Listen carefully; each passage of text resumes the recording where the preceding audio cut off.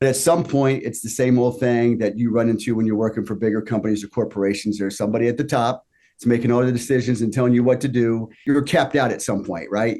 Everything is about, in my opinion, being willing to take a risk, right? At some point, you have got to get out of your comfort zone and be willing to take a risk and roll the dice.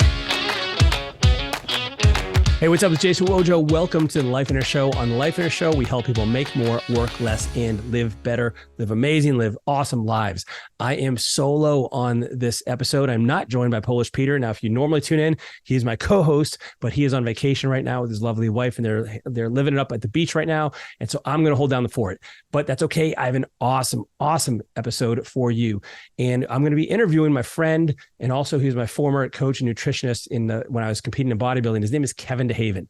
But we're not going to talk about that in this episode. We're not going to talk about fitness. We're not going to talk about how to get lean, how to get buff, how to lose weight, how to gain muscle. Instead, we're going to talk about one other aspect, I think, of Kevin's unique abilities and skills and talents.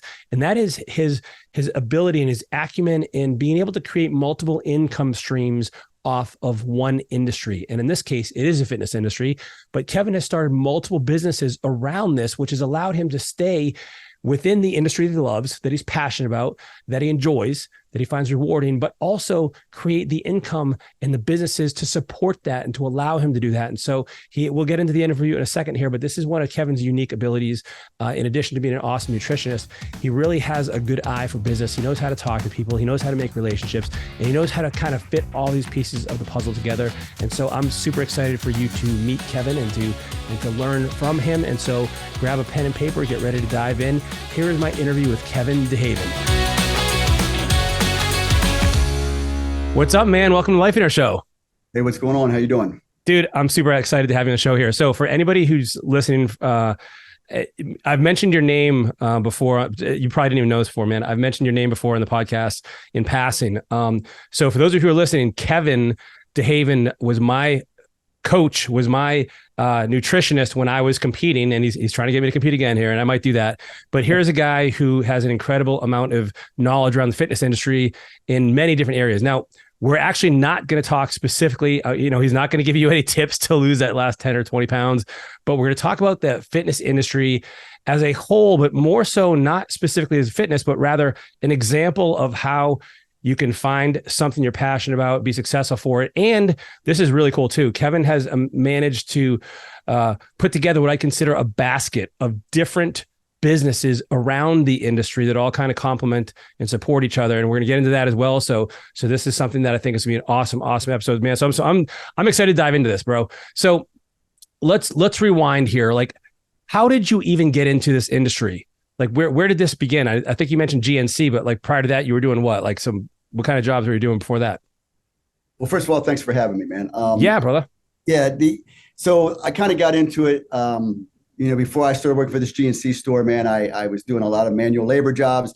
I worked for a concrete company, moving companies. I delivered beer. I delivered soda. I mean, any job that you can imagine that required me to work, break my back and work hard for 12, 14 hours a day. That's what I did. And on top of that, I was living very unhealthy in other ways, which y'all can use your imagination. And believe me, use your imagination. And it was pretty bad. And I just got to a point where I no longer wanted to live that way. I was 26 years old. I was more tired than I'd ever been. And I always saw, some of the muscle magazines or whatever. I just saw people that were healthy and fit with muscle, that were lean. And that always appealed to me. And I was attracted to that. So I finally got into a place where I'm like, you know what? I'm done with all this manual labor stuff. I'm going to change my lifestyle. And at that point, that's when I started pursuing a different type of job. And I ended up working for a gentleman who had one of the original GNC franchises in Alexandria, Virginia, in Landmark Mall. And I started working for him. And that's what really kicked off me getting into this industry. Dude, so hold on, pause a second there.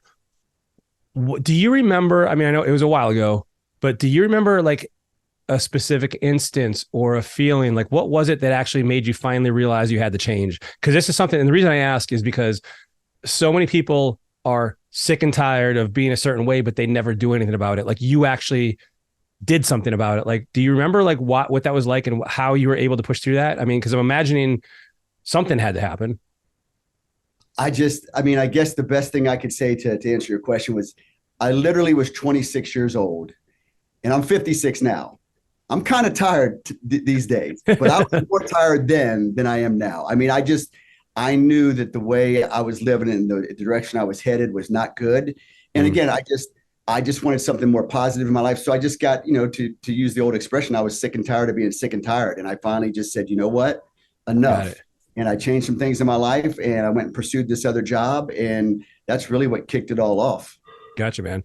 So how was that? Now, I guess the first question is like, you're going from manual labor, being busy all the time, to, I guess it's not a desk job, but it's kind of like retail. Yeah. Is that what you kind of did? Yeah, so it was in an indoor mall, which was kind of rare for a GNC franchise at that time, and it wasn't a very busy mall. So I got this job with this guy, Art Wank, probably the best boss, the best employer I've ever had to this day. Just a good man.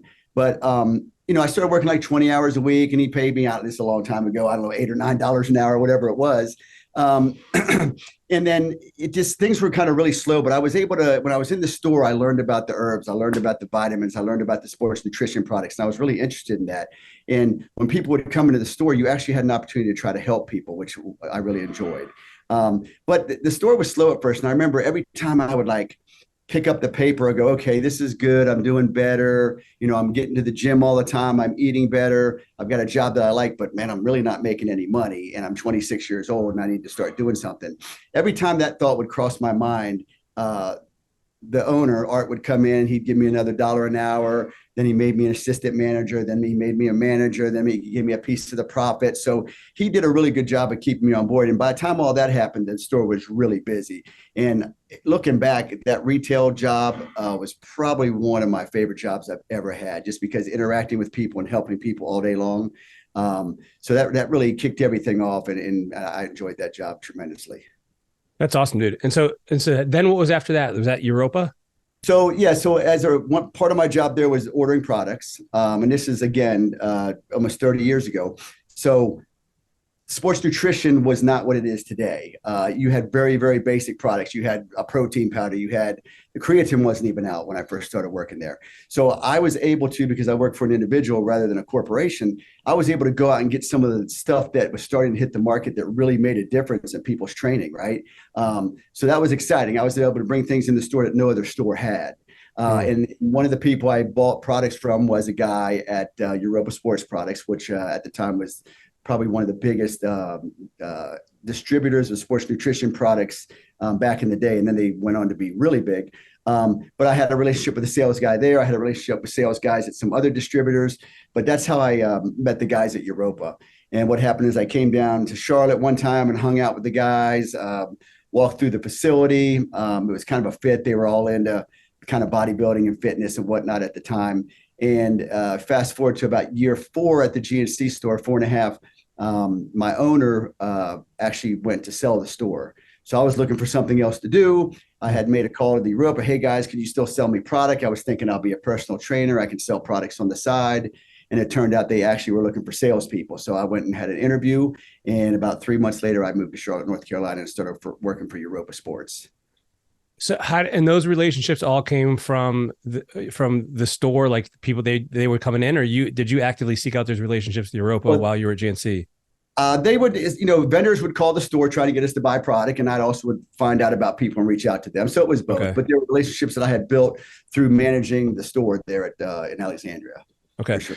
And the reason I ask is like, I think, in business, I mean, and in life, I guess, like the people have such a profound impact on like sometimes your path and the success you have. And so I think, and that's something I've seen you really excel at, where a lot of people and you've developed a lot of positive relationships. And so, I think that's something for like the listener, or who, if you're watching right now, to consider, like look around your life and see, those people that are already kind of either you need to connect with or you're already connected to.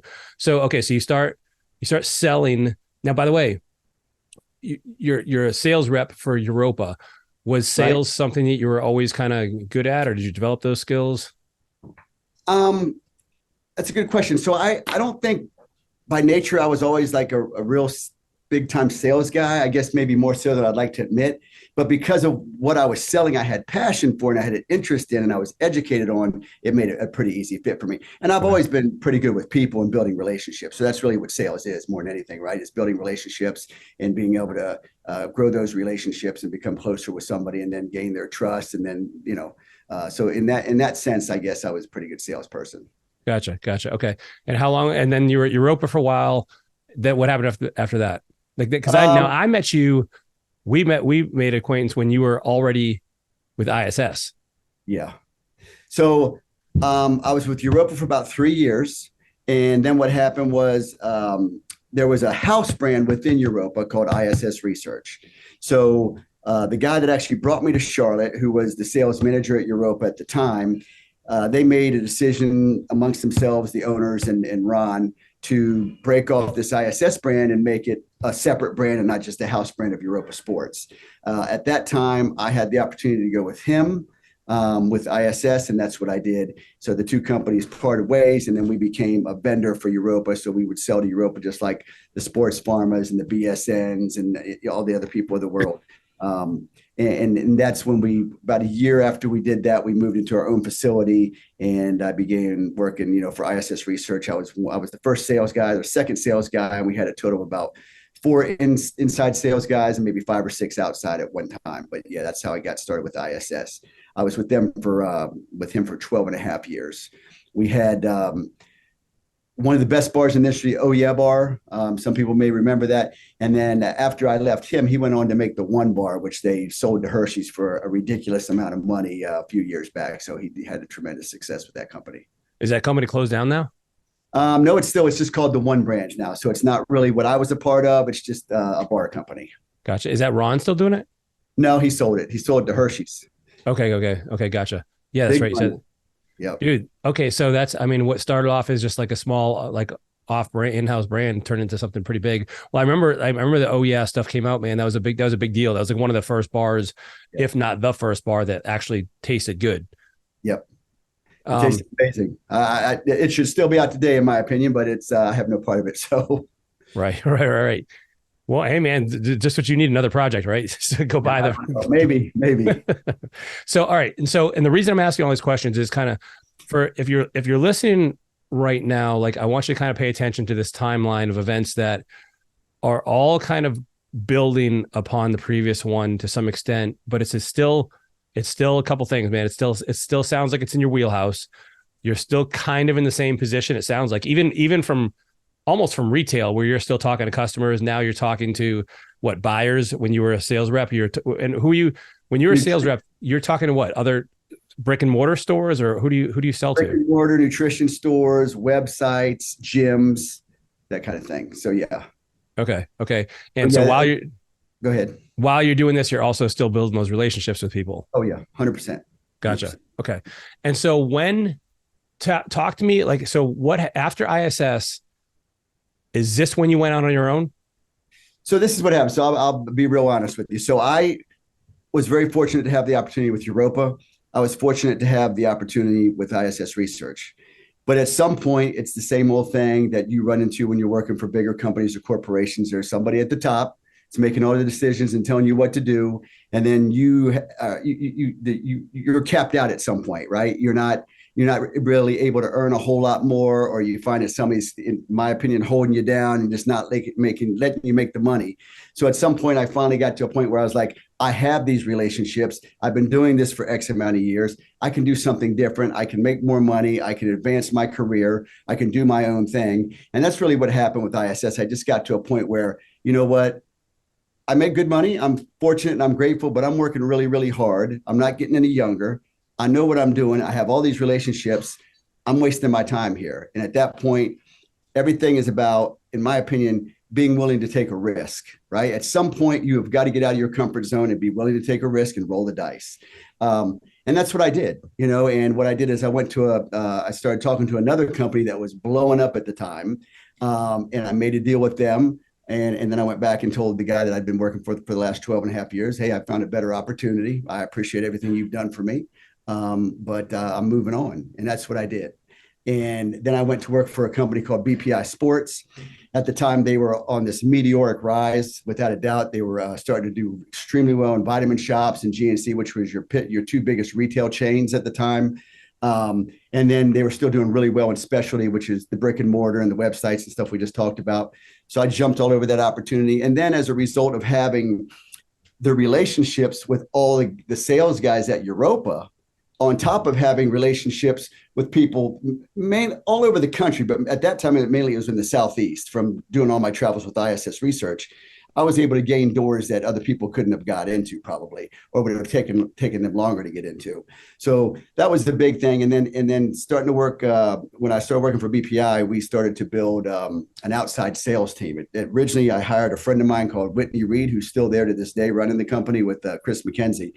But I hired him, and we hired a girl in the West Coast. So there's Brandy, and Whitney was on the East Coast. But from there, we built a team of about 25 outside reps all over the country.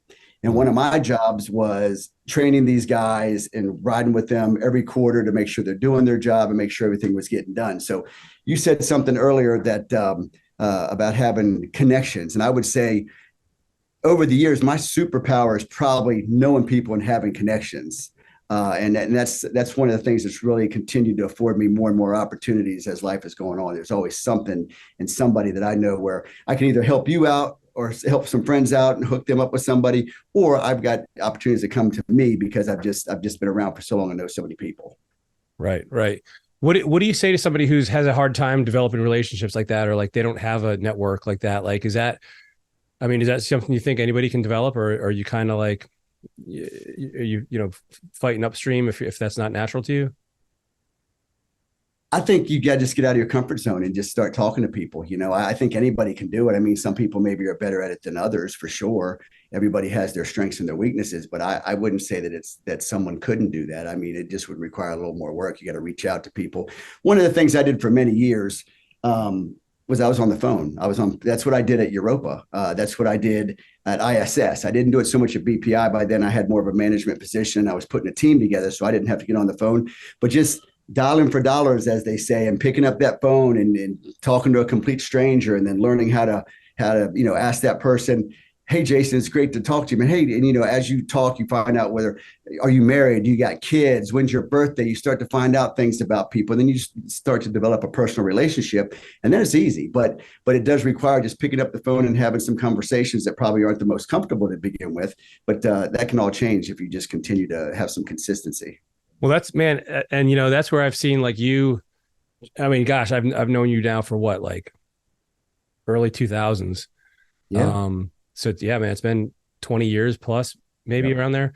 And so, yeah, that seems to be something that you can talk to anybody, and it's just something that I think is a natural skill for you. But I also think it's something, I agree with you. You have to develop it, or you're going to be at a disadvantage.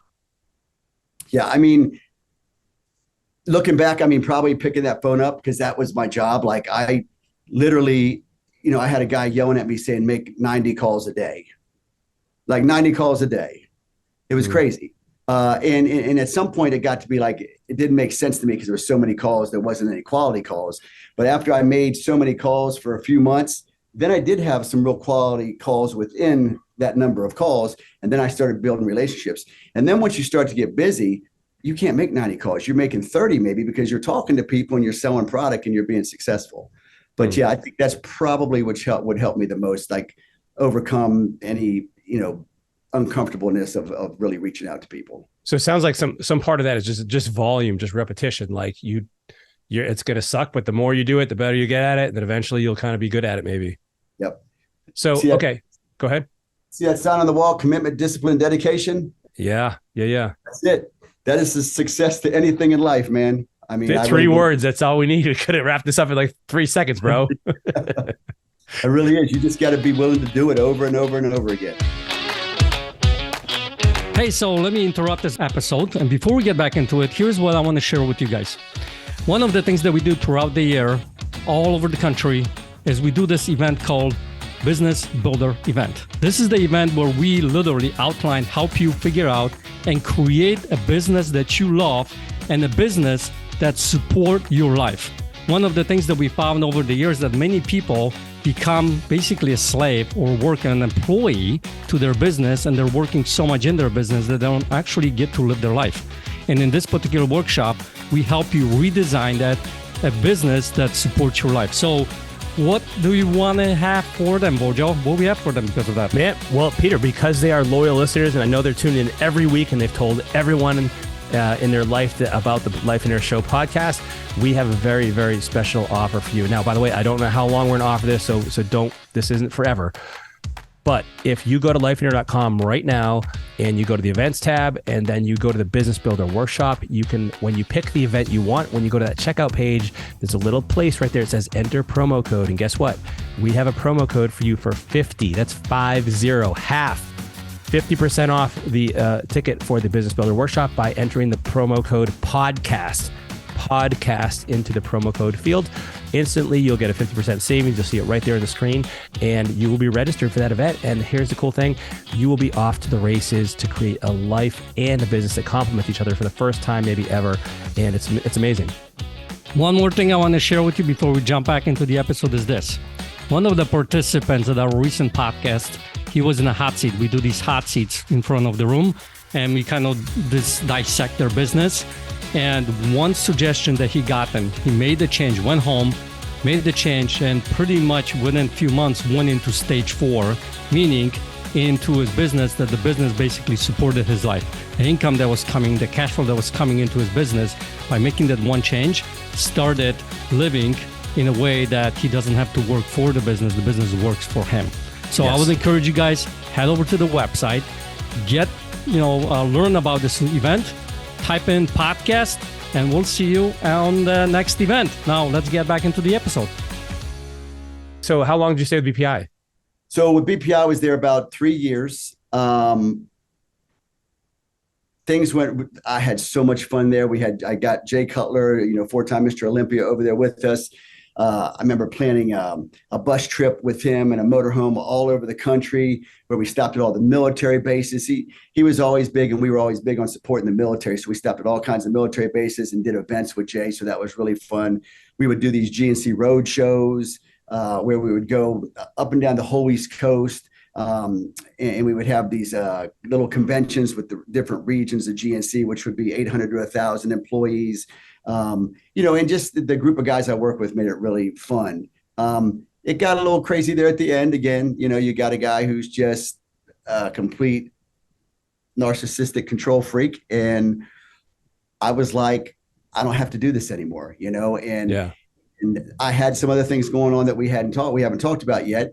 I was training competitors like yourself at one time. I was doing nutrition plans for competitors and normal people, lifestyle clients, as they call them. And I also had a couple bodybuilding shows that I promoted. So I had multiple revenue streams. So when I had finally just had all I can take working for this particular company, I remember, I don't know if it was maybe 2013, I remember telling somebody, I said, I'm going to do this for one more year. And if nothing changes, I'm done. And on January 2nd, the next year, I called the owner. And again, it doesn't have to be any major conflict or anything that's really crazy. I just said, I don't think this is the job for me anymore. And I said, I'm going to move on, and I appreciate the opportunity. And that's what I did. And from there, I'm sitting in a gym now. I happen to own 2 gyms now, but at the time I didn't own any gyms, but I have been training at this place that you've been many times for 22 years. I got the office in the back room, and I came in here and I started training people. I started doing more of the diets. I started focusing more of my time on the shows. And then I launched my first supplement company. So I've, because of all these things I've done, I've got all these opportunities within kind of the same little industry. So it's been very cool. Everything kind of is within this health and fitness industry. So I've been really fortunate. That first supplement company, I kept it for a few years. I was fortunate enough to sell it. And then I continued on with, the training people, the shows. And then I had the opportunity to buy this gym, which I did 4 years ago, almost 5 years ago. And my wife and I recently purchased the property, which was the end goal. A year ago, Another partner of mine and we bought a 28,000 square foot facility in Concord, which is about 25 miles from here. It was a former Gold's Gym, and we turned that into an elite fitness health and training center. So now we've got the two clubs. So yeah, I've continued to find opportunities and continue to thrive in this little space, based on, what started out as a passion of mine. So, I mean, pretty fortunate. It's pretty awesome. It really is. And so that's where I want to kind of like talk for a couple minutes about, like, so I love that you've been able to kind of piece these different pieces of the industry into one kind of under one umbrella of fitness, of health, training, bodybuilding, all of it together. And so let's just kind of, so you train clients, you also have, you train people personally, and you kind of have other people under you that do that as well, right? Like, it's an actual business. You have multiple people. Well, at the gym we have trainers at the gyms, right? Okay. For me personally, I don't train as many people as I used to. There was a time where I trained 8 to 10 people a day. I didn't have anything else going on. It was a way to make money and generate revenue, so I did it. I don't really have to do it now, so I do have 2 or 3 people that I train a couple times a week now. I still do a fair amount of nutrition plans for, again, competitors and just people looking to get in better shape. And then but the gyms both have trainers that we pay, and then they generate revenue, of course, as well. Well, and yeah, and so like, this isn't, so the thing is, it's you aren't doing everything. You've built kind of systems and people around you, but you have the training, you have the nutrition, you have the gyms, you have the bodybuilding shows, which I think most people don't understand. Like, it's actually, you can make money off of these shows. Like, and the promoters are, I mean, I guess you love bodybuilding and stuff too, but it's also like an income stream. The supplements. Yep. And so all of these things together, like, so was there any forethought or design to the sequence of this? Or is it more based on, like, you had an opportunity and it fit in your wheelhouse, and you're like, I'm just going to go for it, and you recognized it? Or did you have some strategic kind of like, I'm going to do this, then this, and this, and this? I wish I could say that. No, it's more like these opportunities would continue to present themselves, and I'm not good at saying no. And I just turned them into, small successes, but they all combined have made things pretty successful for me. So you're right. So I've got the 2 gyms. I've got 5 bodybuilding shows, which bodybuilding is a very small piece of the shows. As you know now, it's more bikini and fitness and wellness and men's physique and stuff. But so we've got the shows. I have another supplement company that's more of a wellness brand. I've got a interest in a hormone company. So we did the 2 gyms. I forgot about that too. Yeah. Shows, the supplement brand, the wellness company. Then I continue to do some training and nutritional consultations. So for you, is there any more, are your ambitions to kind of grow out what you already have and expand it? Do you want to stay where you are, or are you looking at other opportunities? Like, and gosh, I don't even know if there are other, like, are you going to get like a UV sauna or something like that? Like, what do you see as the future for you here? Are you happy where you're at? Or are you going to expand? I'm never happy where I'm at. Are you? Yeah. We'll talk about that, man. Yeah. So, like, you're always looking to kind of expand? I don't know. It depends. It depends on, we're living in some crazy times right now, so I'm not sure what's going to happen. I would like to add on to the small gym and make it a little bit more what I want it to be. Okay. It's a great facility, but it's only 6,000 square feet. I've got equipment packed on top of equipment. I can't bring more stuff in here. So that's a possibility. I'm looking into possibly adding another building in the back of this building. The problem is this facility has been here 30 years. And in order to do any type of addition, I have to bring everything up to code and standard. That's 30 years old. I got to bring it current. So I'm in the process of talking to an architect into the town of Huntersville to see what that'll take. The supplement company, that's kind of in combination with the hormone company. So as that grows, the supplement company is growing. So I'm kind of toying with maybe doing more there and coming out with some more products, but I'm not sure yet. And we'll see what happens with the shows. I mean, the shows are up and down. I've had over the past 15 years, I've had shows that have had 60 athletes in them up until 2013 and 14. I think we were at our peak. I mean, we had 270, 320 athletes one year in the show, but now we're back to about the 80 to 100, which that's still very successful. You can still do really well. So, it'll kind of depend on what happens that will kind of dictate what I do next. But right now, there's days where my hands are full and there's days where I'm kind of bored and looking for something else to do. So Right. time will Right. tell. Well, and one thing like that struck me as you were talking, man, is like so a couple things, and these are just some common threads going through what I'm seeing here is like, number one is you built skills along the way with sales, you built relationships along the way, but you also had experience in each of these things. So as you're talking, man, I'm thinking about this. I'm like, okay, well, someone's wondering like, well, how did you get into promoting shows? I'm like, well, you were a competitor. You knew people that promoted shows. And so you saw what they were doing and you were friends with them. Supplements. Well, you sold supplements. You were involved in that. And so the gym, well, you worked out at that gym for many years before you bought it and you understood how this worked and you know what I mean? So I think that's really important because it might look random to somebody that you have all these things, but it's actually not, because there's so many skills that have been transferred and learned and developed in each of these that you already had the experience before you decided to really go into it. And I think that's an important distinction for people to realize is like, you're not just going cold turkey into something completely unprepared and uneducated. Like you already had a foot in the door in some of these instances that allowed you to probably more easily transition into these things than somebody, like you said before, somebody who didn't have those relationships, for instance, is one example, would have a harder time or take longer to get in there. Like you've kind of like, these things have almost, I don't want to say led you there, but it seemed like a natural extension of what you're already doing. Yeah, it is. I mean, I have a unique perspective on all these different areas or platforms that I'm currently working in. Like the shows, for an example, I competed many times. So I was fortunate to get the opportunity because I knew somebody. I let them know I was interested in promoting a show if it became available. He gave me an opportunity. But from a competitor standpoint, I had competed at shows that were like, after dieting, as you know, for 12 or 15 weeks and being miserable and killing yourself, I've gone to shows where it was miserable, right? And then I've been to other shows where it was the best day of my life. So when I was given the opportunity to promote a show, what did I do? I'm like, okay, I'm not doing everything that this guy did, and I'm going to make it a lot more like this guy did and even better. So I was able to really offer something a little unique and different than what was going on at the time.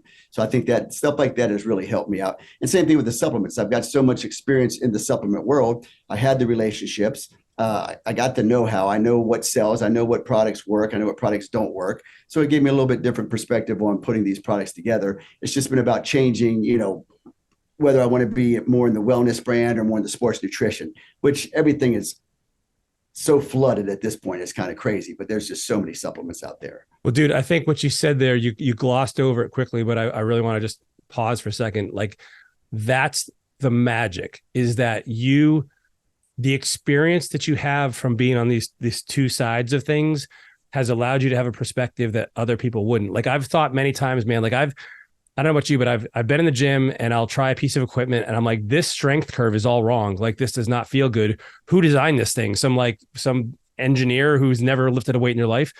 And so you have benefited from that experience as a competitor and you applied that to shows.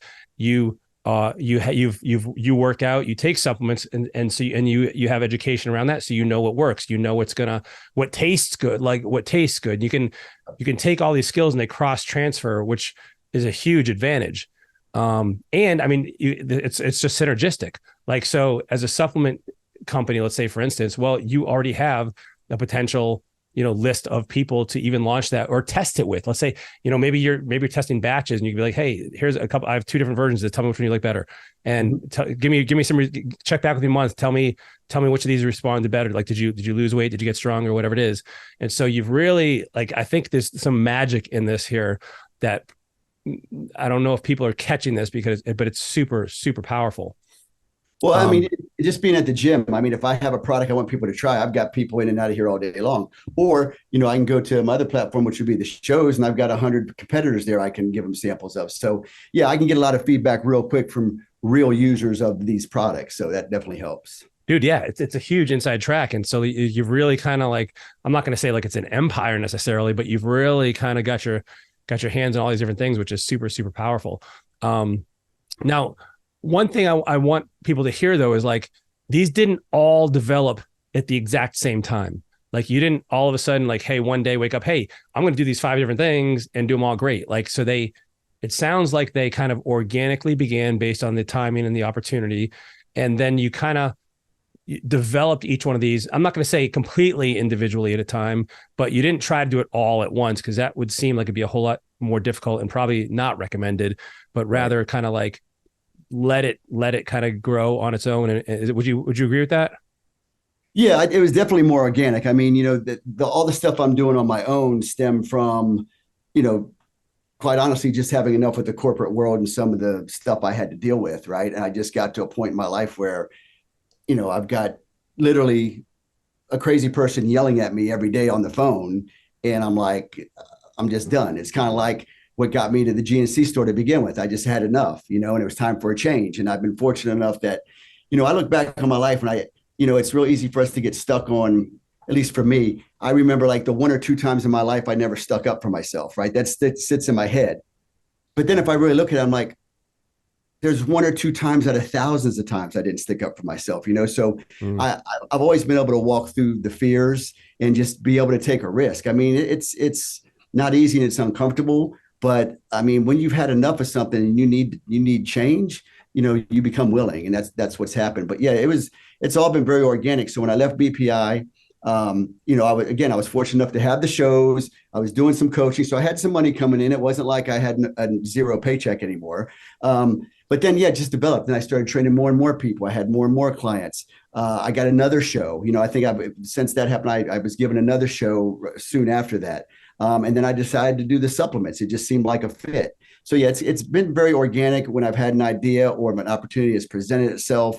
And I've always had a pretty difficult time saying no to potential money. So that's probably helped to encourage me to keep moving forward. Well, dude, I'm taking away, there's so many nuggets in here. You took a risk, but it wasn't necessarily like a full on, I'm going to jump in the pool without checking if there's water there first. Like you did that. You realized when you had enough, it's time to take action. You developed relationships, you developed the skills, you saw the opportunities, you fit the pieces together. You sequentially kind of broke it down and kind of worked on one as another one became available. And so it was kind of, it blossomed, it developed into something really, really cool. And so I think for the listener, for the viewer, like there's a lot of lessons in this episode that I want you to unpack, and really see how it applies to your own life. Now, by the way, and Kevin, are you looking? So how are people want to get in touch with you or to learn more or get you? By the way, we didn't even talk about the health and fitness stuff. Let me tell you guys something. I competed for years on my own, doing my own diet. The best I ever got was 4th place. I worked with Kevin, and he did my diet, and we won. It was that, man. We won the overall North Carolina light heavyweight junior USA. And so and then 10th at nationals. And so this is just a testament to you, man. I'm very grateful for our friendship and what you've helped me with bodybuilding as well. And so are you looking for more clients? And by the way, I should have asked you this in advance before I said it live on the show. I still take on some clients. I just kind of pick and choose. Okay. I've always been one of those people that I don't want to take on more than, I don't want to make a commitment to somebody if I can't follow through with my end of the deal, and give them the time that they deserve. But yeah, I still take on clients. They can reach me at kdprep@gmail.com. But yeah, I mean, and just, how I got to a point where I could help someone like you is I allowed 4 or 5 other people to help me as I was coming up.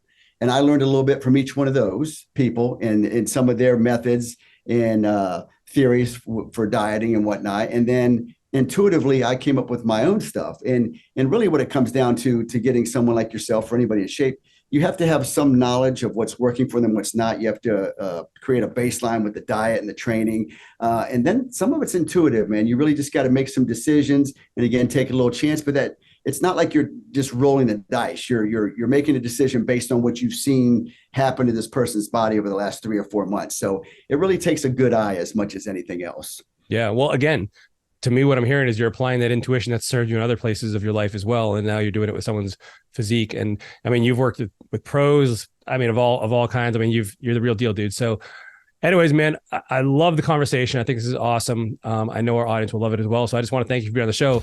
Listen, if you guys enjoyed this episode, If you got something out of it, leave us a comment, leave us a review, give us a thumbs up, subscribe, because this is the kind of stuff we love bringing you guys, the experts who are out there doing real life things, real life people who are making it happen. All right, guys, we'll catch you next time. Thanks for being on the show, bro. All right, thanks.